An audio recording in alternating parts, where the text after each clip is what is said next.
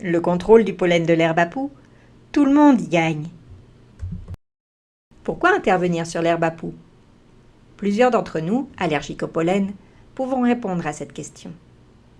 Parmi la multitude d'autres enjeux que doivent gérer nos organisations, se préoccuper de la principale cause de rhinite allergique saisonnière signifie améliorer la santé et la qualité de vie d'un Québécois sur 7, soit plus d'1 million de personnes, en améliorant la qualité de l'air à une période de l'année où elle est souvent mauvaise, par exemple en raison du smog ou des canicules. Prévenir des problèmes de santé plus importants, particulièrement chez les enfants et les personnes âgées. Garantir à nos familles, aux citoyens, de bonnes conditions pour pratiquer des activités extérieures durant 3 des plus beaux mois de l'année, car malheureusement, pour certaines personnes, la perturbation des activités personnelles peut être importante. Et enfin, réduire l'absentéisme au travail. Chez les adultes, les effets de l'allergie sont si importants qu'ils entraînent de l'absentéisme. D'ailleurs, la majorité des acteurs impliqués dans la gestion de l'herbe à poux reconnaissent qu'il s'agit d'un enjeu important, entraînant une responsabilité collective. Le pollen de l'herbe à poux entraîne des symptômes éprouvants, au niveau nasal et oculaire, chez 14% de la population du Québec, et particulièrement dans le sud de la province. 6 personnes allergiques sur 10 sont dans la population active. Pour pallier à ces manifestations allergiques, les personnes prennent souvent plusieurs types de médicaments, tels que des décongestionnants ou des antihistaminiques, en vente libre ou sur ordonnance. Sans un diagnostic du problème de santé, il peut se produire une surmédication ou encore un traitement inadéquat de l'allergie.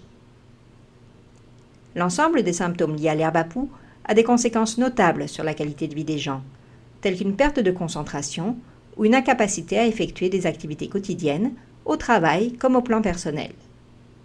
Une personne allergique sur 10 doit réduire ses activités quotidiennes en raison de ces symptômes. L'allergie au pollen de l'herbe à poux coûte cher à la société québécoise. Les coûts en soins de santé, dus à l'absentéisme au travail, à l'école, à la perte de qualité de vie, étaient d'au moins 156 millions de dollars en 2005. En tant qu'employeur, les impacts sont importants. L'incapacité au travail et l'absentéisme sont responsables d'environ 21% des coûts liés aux manifestations allergiques. Ces coûts ont certainement augmenté aujourd'hui, d'autant que c'est un problème qui s'accentue, notamment à cause des impacts déjà perceptibles des changements climatiques. L'herbe à poux fleurit à la fin de juillet et c'est à partir de ce moment que son pollen se retrouve dans l'air, incommodant les personnes sensibles jusqu'aux premières gelées d'automne. Mais ces gelées sont de plus en plus tardives à cause des changements climatiques. Ce phénomène heureux pour beaucoup d'entre nous ne l'est pas pour les personnes allergiques, puisqu'en l'espace de 16 ans, elles respirent le pollen de l'herbe à poux pendant au moins 3 semaines de plus.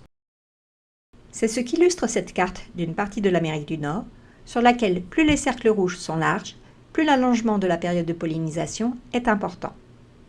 Ce phénomène est observé au Québec, il se produit aussi aux États-Unis et partout dans le monde. En d'autres termes, c'est 21 jours de plus à prendre des médicaments, à éternuer, à tousser, à manquer l'école, à payer. C'est donc un problème important tant pour les individus que pour la société. Comme il y a peu de traitements curatifs, coûteux et parfois partiellement efficaces, la seule solution est d'agir à la source pour réduire la concentration de pollen dans l'air. Le Québec est l'un des pionniers dans la recherche sur l'herbe à poux.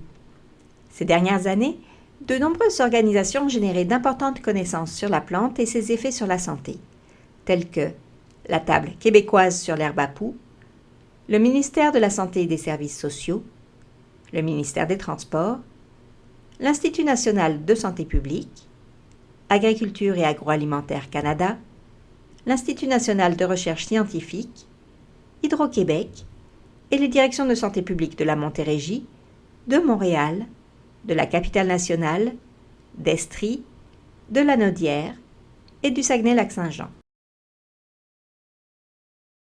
Des municipalités telles que Gatineau, Granby, Montréal, Québec, Salaberry-de-Valleyfield, Terrebonne ou encore Trois-Rivières, ainsi que les centres de santé et de services sociaux du Suroît et de la Pointe de l'Île, ont validé ces recherches qui nous ont appris à mieux comprendre la plante et à déterminer quoi faire pour la déjouer.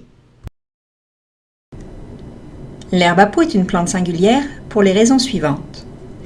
Un seul plant d'herbe à poux produit plusieurs millions de grains de pollen, de très petite taille. Ce pollen est un allergène très puissant qui a une forte propension à se fixer aux voies aériennes supérieures, dont le nez, et aux conjonctives oculaires.